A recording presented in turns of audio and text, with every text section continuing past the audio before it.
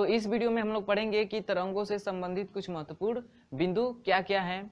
तो चलिए उनको देखते हैं कि तरंगों से महत्वपूर्ण बिंदु क्या हैं। देखिए इसमें पहला बिंदु है तरंगों से संबंधित, पहला बिंदु है आवृत्ति। ठीक ना, क्या है? आवृत्ति। आवृत्ति को हम लोगों ने पहले भी पढ़ चुका है। आवृत्ति क्या होती है? आवृत्ति को किससे दिखाते हैं? एन से। तो हम लोगों ने पिछले वीडियो में भी आवृत्ति के बारे में बताया था कि आवृत्ति क्या होती है। तो 1 सेकंड में किए गए कंपनों की संख्या ही क्या होती है? आवृत्ति होती है। 1 सेकंड में किए गए कंपनों की संख्या ही क्या होती है? आवृत्ति होती है। और आवृत्ति को किससे दिखाते हैं? स्मॉल एन से। किससे दिखाते हैं? स्मॉल एन से। और फिर एक बार मैंने रिपीट कर दे रहा हूं कि जो आवृत्ति होती है वो आवर्तकाल की क्या होती है? व्युत्क्रमानुपाती होती है। क्या होती है? आवर्तकाल के व्युत्क्रमानुपाती होती है। इतना क्लियर है? जो आवृत्ति होती है वो आवर्तकाल के व्युत्क्रमानुपाती होती है। आवृत्ति किसे कहते हैं? तो 1 सेकंड में किए गए दोलनों की संख्या या कंपनों की संख्या ही क्या कहलाती है? आवृत्ति कहलाती है। और आवृत्ति को किससे दिखाते हैं? तो स्मॉल एन से दिखाते हैं। इतना क्लियर है? देखिए दूसरा बिंदु है तरंगदैर्घ्य। ये बहुत इंपॉर्टेंट है, तरंगदैर्घ्य। ठीक ना, तरंगदैर्घ्य। तरंगदैर्घ्य क्या होता है? ठीक, तो देखिए तरंगदैर्घ्य क्या होता है। तो किसी माध्यम में जो तरंग है, ठीक, जो माध्यम, किसी भी माध्यम में जो तरंग है उसको एक दोलन पूरा करने में, यानी वो तरंग एक दोलन पूरा करने में जितनी दूरी तय करती है उसी को बोलते हैं हम लोग क्या? तरंगदैर्घ्य। समझ लिए क्या क्या कह रहा है, ये क्या कहना चाहता है? देखिए ये कोई माध्यम है, इसमें तरंग ऐसे बढ़ रही है आगे की तरफ। ठीक है, क्या हो रही है? आगे की तरफ बढ़ रही है। तो तरंगदैर्घ्य क्या होता है? तो किसी माध्यम में तरंग के एक दोलन पूरा करने में जितनी दूरी वो तय करती है उसी दूरी को क्या बोलते हैं हम लोग? तरंगदैर्घ्य बोलते हैं। और तरंगदैर्घ्य को लैम्डा से प्रदर्शित करते हैं। किससे? लैम्डा से। तो देखिए एक दोलन कितना होता है। तो देखिए ये तरंग है, इस माध्यम में आगे की तरफ क्या हो रही है? बढ़ रही है। क्या हो रही है? आगे की तरफ बढ़ रही है। तो देखिए इसमें एक दोलन कहाँ तक पूरा होगा? तो देखिए यहाँ से स्टार्ट हो रही है तरंग, 0 से स्टार्ट हो रही है। ये अपने अधिकतम मान की तरफ जा रही है, ऊपर की तरफ अधिकतम मान की तरफ जा रही है। और फिर पुनः कहाँ पे आ जा रही है? 0 पे। फिर 0 से ये अपने न्यूनतम मान तक आ रही है, सबसे न्यूनतम मान तक आ रही है। और फिर जाकर कहाँ पे पहुँच जा रही है? 0 पे। तो ये जो दूरी यहाँ तक आ गया, ठीक ना, ये जो तरंग है अपने अधिकतम मान से फिर 0 और 0 से पुनः न्यूनतम मान से आके पुनः 0 पे आ जाती है। तो ये समझिए कि यहाँ तक जो हो गया एक दोलन ये पूरा कर ली तरंग। ठीक ना, ये जो तरंग इस माध्यम में आगे बढ़ रही है तो इसका एक दोलन कहाँ पूरा हो रहा है? तो यहाँ से गई अपने अधिकतम मान से फिर 0, फिर 0 से न्यूनतम मान पे आके फिर 0। तो ये जो दूरी है, ये जो दोलन है ये एक दोलन हो गया, इस तरंग का एक दोलन हो गया। तो इसी एक दोलन में ये जितनी दूरी गई, तो कितनी दूर गई भाई? यहाँ से और यहाँ तक ही गई ना। तो इसी दूरी को क्या बोलते हैं हम लोग? तरंगदैर्घ्य बोलते हैं। क्या बोलते हैं? तरंगदैर्घ्य। तरंगदैर्घ्य को किससे दिखाते हैं? लैम्डा से। तो समझ में आ गया तरंगदैर्घ्य क्या होती है। तो किसी भी माध्यम में कोई तरंग गति कर रही है, आगे आगे बढ़ रही है, तो उसको एक दोलन पूरा करने में, एक दोलन पूरा करने में जितनी दूरी वो तरंग तय करती है, जितनी दूर तक जाती है एक दोलन में, उसी को क्या बोलते हैं हम लोग? तरंगदैर्घ्य बोलते हैं। दूसरी बातों में समझे, यानी दूसरी परिभाषा देखें तरंगदैर्घ्य की, तो क्या होती है कि दो श्रृंगों अथवा दो गर्तों की बीच की दूरी को क्या बोलते हैं हम लोग? तरंगदैर्घ्य बोलते हैं।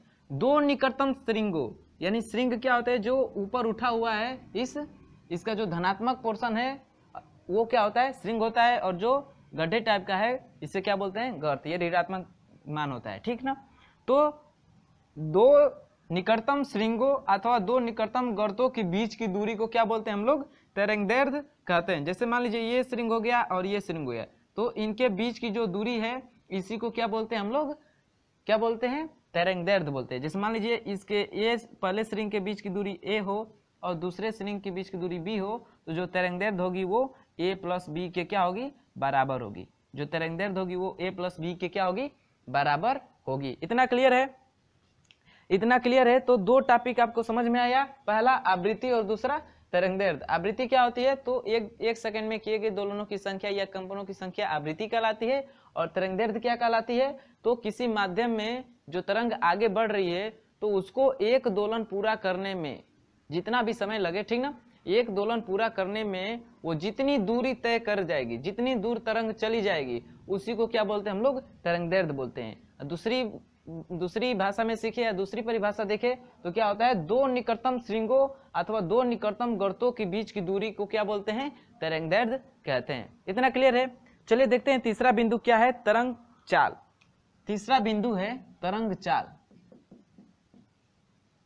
तरंग चाल, ठीक है, तरंग की चाल। तो तरंग की चाल क्या है? तो समझिए क्या है। तरंग द्वारा एक सेकेंड में चली गई दूरी ही क्या कहलाती है? तरंग की चाल कहलाती है। तरंग की चाल कहलाती है। देखिए चाल बराबर क्या होता है? चाल बराबर क्या होता है? दूरी बटा में क्या होता है? समय। दूरी बटा में क्या होता है? समय। तो इसी से तरंग की चाल की परिभाषा बनाइए कि एक सेकेंड में तरंग द्वारा चली गई दूरी को ही क्या बोलते हैं?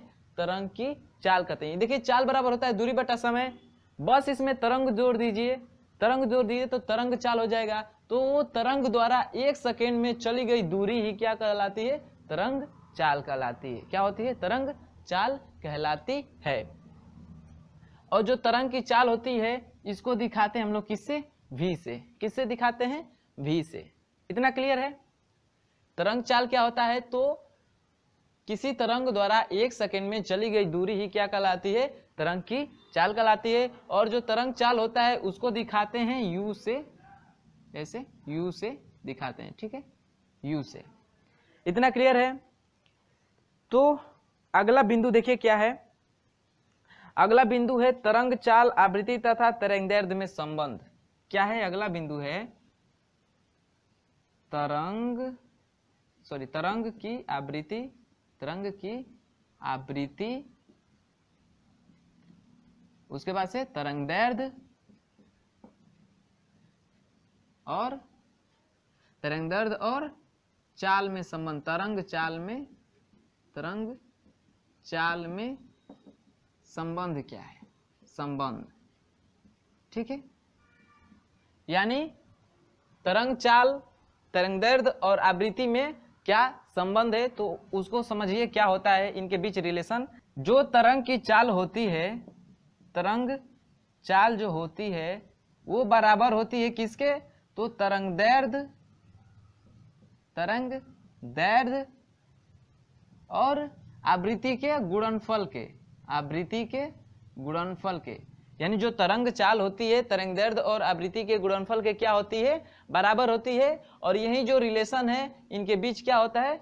यही होता है रिलेशन, ठीक है। यही रिलेशन तरंग आवृत्ति, तरंगदैर्ध्य और तरंग चाल के बीच होता है, ठीक है। यही है रिलेशन इन तीनों के बीच। इनको इनके सिंबल द्वारा रिप्रेजेंट किया जाए तो क्या हो जाएगा? तरंग की चाल क्या होती है? V बराबर तरंगदैर्ध्य क्या होता है? लैम्डा, और आवृत्ति क्या होती है? N। आवृत्ति क्या होती है? N, ठीक है। तो एक ये फार्मूला हो गया आपका। इसी में से किसी एक और तरंगदैर्ध्य का मान निकालना चाहे तो वो क्या हो जाएगा? लैम्डा बराबर क्या हो जाएगा? V/N। क्या हो जाएगा? लैम्डा/V/N। क्या हो जाएगा? V/N। ऐसे ही अगर आवृत्ति निकालना हो तो इसको पक्षांतर कर देंगे तो V/N क्या आ जाएगा? क्या आ जाएगा? यहाँ से एक और फार्मूला निकल के आ जाएगा कि आवृत्ति बराबर क्या हो जाएगा? तो V/λ। तो बस आप एक फार्मूला याद कर लीजिए कि V बराबर क्या होता है? N इंटू लेमडा या लेमडा इंटू N। इस फार्मूले को और बढ़ाया जाए तो देखिए N बराबर क्या होता है? 1/T। आवर्त काल में बढ़ा सकते हैं इसको, तो N की जगह पे रख सकते हैं हम लोग क्या? 1/T। तो यही V बराबर क्या हो जाएगा? V बराबर लेमडा इंटू 1/T, या V बराबर क्या हो जाएगा? λ/T। तो ये जो फार्मूला है ये किसको बताएगा? तो तरंग की चाल और तरंगदैर्ध्य, और ये क्या है? आवर्तकाल। ये जो फार्मूला है किसके बीच संबंध बता रहा है? तो तरंग की चाल, तरंगदैर्ध्य और आवर्तकाल के बीच क्या कर रहा है? संबंध को प्रदर्शित कर रहा है। तो ये फार्मूले जो हैं ये और ये, इनको ध्यान में रखिएगा। इससे हम लोग न्यूमेरिकल सॉल्व करेंगे। इतना क्लियर है? तो इतना को नोट करिएगा। फिर हम लोग थोड़ा पढ़ लेते हैं तरंग की ऊर्जा अथवा तीव्रता के बारे में। क्या पढ़ लेते हैं? तरंग की ऊर्जा अथवा तीव्रता के बारे में, कि जो उसकी तीव्रता या जो उसकी ऊर्जा होती है वो किस पे निर्भर करती है। तो इसको नोट करिएगा। फिर बढ़ते हैं अगले टॉपिक की तरफ।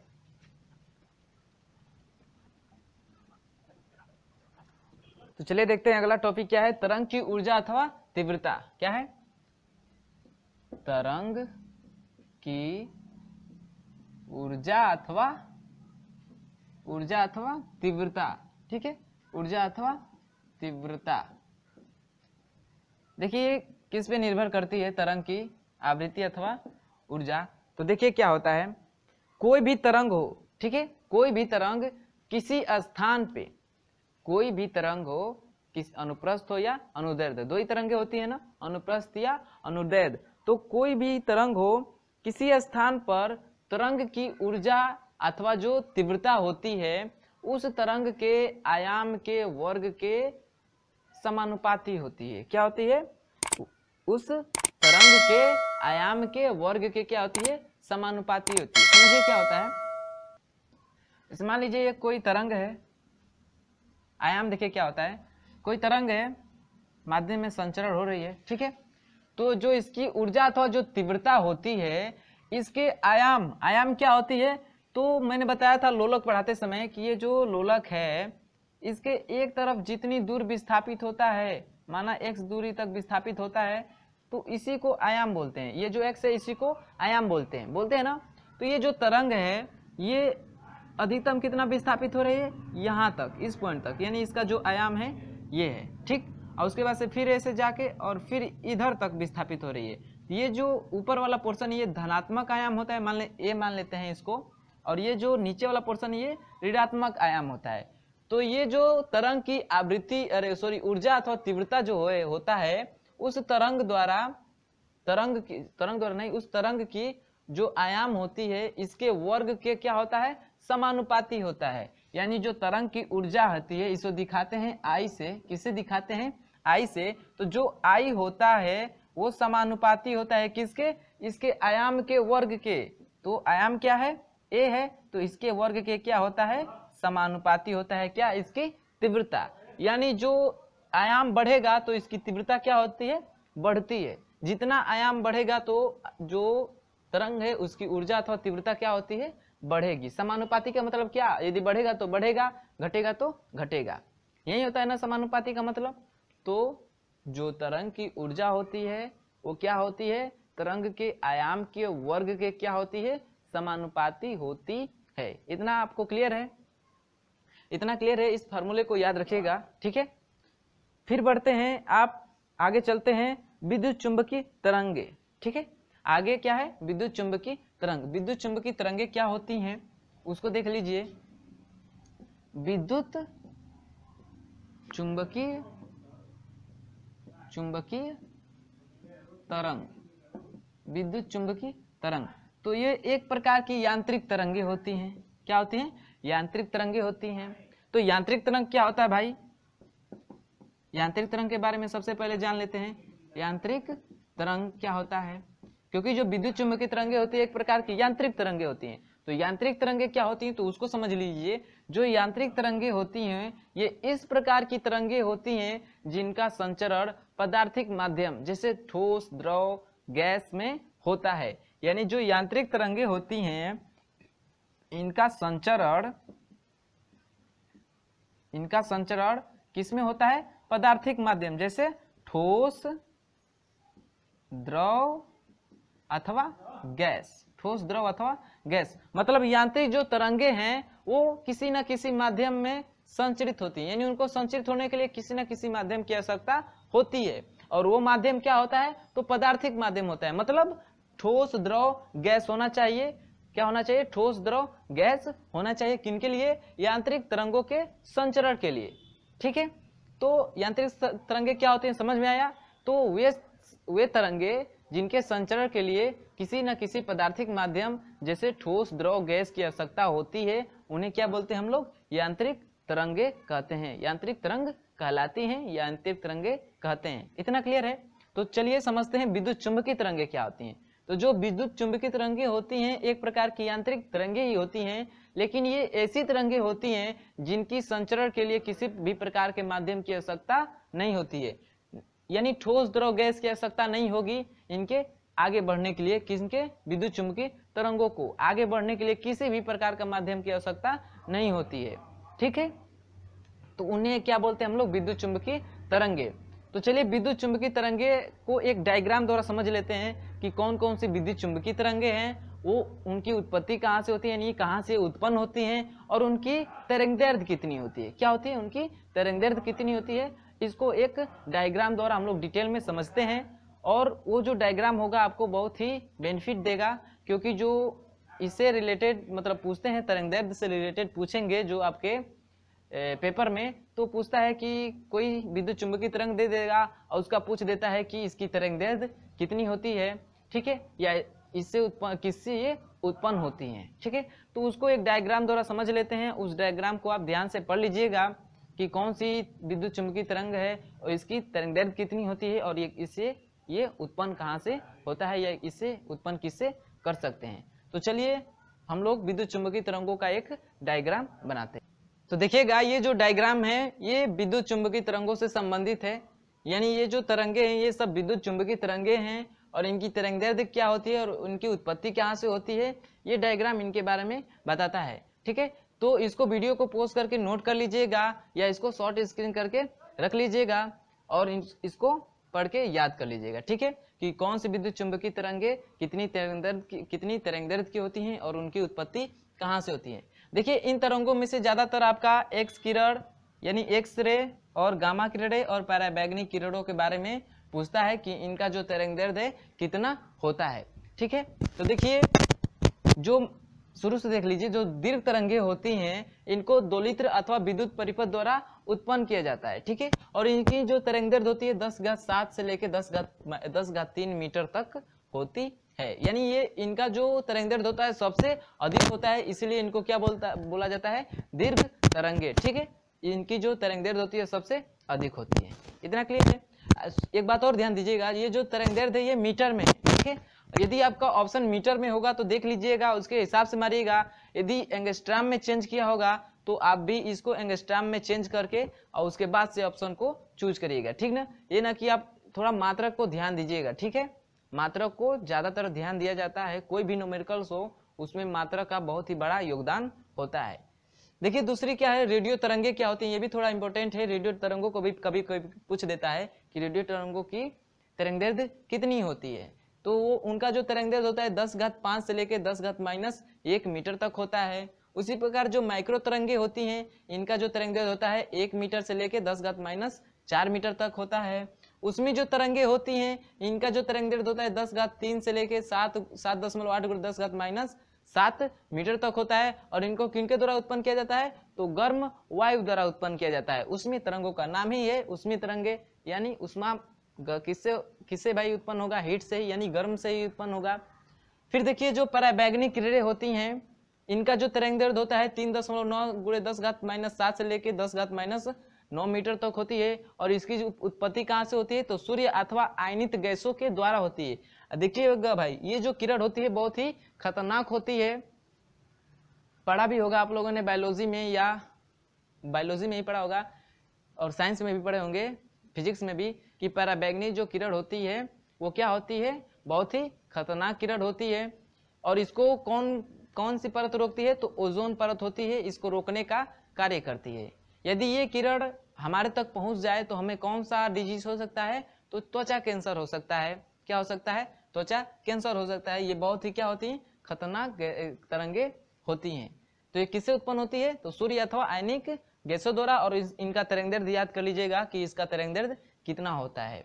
ये जो तीन नीचे की हैं ये बहुत ही इंपॉर्टेंट तरंगे होती हैं, ये ज्यादातर पूछेगा एग्जाम में, अगर इससे रिलेटेड तो इन्हीं तीनों में से पूछ देता है। ज्यादातर तो एक्स किरण का पूछता है, इसकी खोजकर्ता कौन है? राजन जी हैं, ठीक है।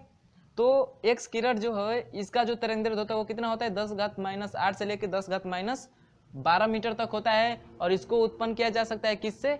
तो जो भारी इलेक्ट्रॉन होते हैं इसको किसी तीव्रगामी इलेक्ट्रॉनों को किसी भारी लक्ष्य पर टकराने से क्या होते हैं, एक्स किरण उत्पन्न होते हैं। देखिएगा कभी भी जो नाभिक होता है उसका विघटन होता है तो उससे 3 किरणें निकलती हैं। क्या निकलती हैं, अल्फा बीटा गामा। ठीक है, तो जो अल्फा किरणें होती हैं वहीं जो भारी अल्फा किरणें होती हैं वो ऋणात्मक होती हैं। ठीक, इस इलेक्ट्रॉन भी क्या होता है, ऋणात्मक होता है। तो जो तीव्रगामी इलेक्ट्रॉन होते हैं वो किसी भी भारी चीज से टकराएंगे तो जो रिफ्लेक्शन होता है वो एक्स किरण के रूप में परिवर्तित हो जाए। इसलिए जो सूर्य का जब सूर्य ग्रहण लगता है तो कहा जाता है कि बाहर नहीं निकलना चाहिए या खुली आंखों से नहीं देखना चाहिए। और फिर भी जो एक्स किरण होती है भी बहुत खतरनाक होती है। ये जो होती है ये शरीर को भेदती है। ठीक है, क्या होती है, शरीरों में अंदर तक चली जाती हैं, इस कारण नुकसानदायक होती हैं। जैसे हड्डी किसी का टूटता है तो एक्सरे कराते हैं तो वो जो इन्हीं किरणों को छोड़ा जाता है। ठीक है, तीव्रगामी इलेक्ट्रॉन होते हैं जिनको छोड़ा जाता है आपके ऊपर, इनका बमबारी कराया जाता है जिसके कारण ये मांसों को भेद कर जो पीछे प्लेट लगा रहता है वो व्हाइट कलर का होता है। ठीक है, और वो मांस को भेद कर बाहर जाके उस प्लेट पे जैसे ही टकराता है तो वो प्लेट ब्लैक हो जाता है और हड्डियों को भेद नहीं पाता है तो वहीं व्हाइट कलर का छूट जाता है। ठीक है, तो जो सूर्य ग्रहण लगता है इसी वजह से कहा जाता है कि उसको खुली आंखों से नहीं देखना चाहिए या बाहर नहीं निकलना चाहिए। खासतौर गर्भवती महिलाओं को कहा जाता है कि सूर्य ग्रहण के समय उन लोगों को बाहर नहीं निकलना चाहिए। क्यों, क्योंकि जब सूर्य ग्रहण निकलता है तो देखिए सूर्य से अल्फा बीटा गामा किरणें निकलती हैं क्योंकि वहां पे नाभिकीय विखंडन होता है। ठीक है, नाभिकीय संलयन होता है, नाभिकीय संलयन होता है।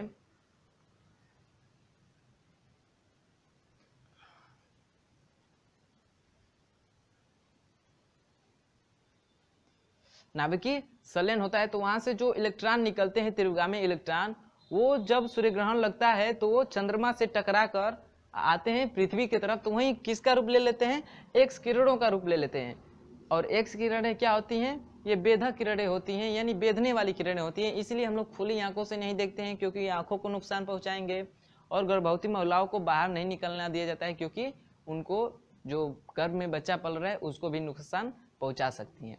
तो इतना समझ में आया। फिर लास्ट है गामा किरणें। गामा किरणें का जो होता है तरंगदैर्घ्य वो होता है 10⁻⁻10 से लेके 10⁻14 मीटर तक होता है। और ये जो होती हैं परमाणुओं के नाभिकों का विखंडन करने पे उत्पन्न होती हैं क्या, गामा किरणें। इतना क्लियर है। तो विद्युत चुंबकीय तरंगे क्लियर हैं सबको, इसको याद कर लीजिएगा। ठीक है, इससे रिलेटेड पूछा जाता है कि इन तरंगों का तरंगदैर्घ्य कितना होता है, तो इसको नोट कर लीजिएगा। ठीक है, शॉर्ट स्क्रीन करके रख लीजिएगा। फिर हम लोग अगले वीडियो में मिलेंगे अगले टॉपिक के साथ। तो यदि वीडियो अच्छा लगा होगा तो वीडियो को लाइक करिएगा और अभी तक हमारे चैनल को सब्सक्राइब नहीं किए होंगे तो रेड कलर का सब्सक्राइब बटन दिख रहा होगा उसको प्रेस करके और उसके साथ एक बेल आइकन आएगा उसको प्रेस कर दीजिएगा और ऑल नोटिफिकेशन का ऑन कर लीजिएगा, बटन को ऑन कर लीजिएगा, जिससे हम लोग जितनी भी वीडियो अपलोड करेंगे उसके नोटिफिकेशन आपको तुरंत मिलते रहें। ठीक है, तो इस वीडियो में बस इतना ही। आगे के टॉपिक के साथ मिलेंगे अगले वीडियो में।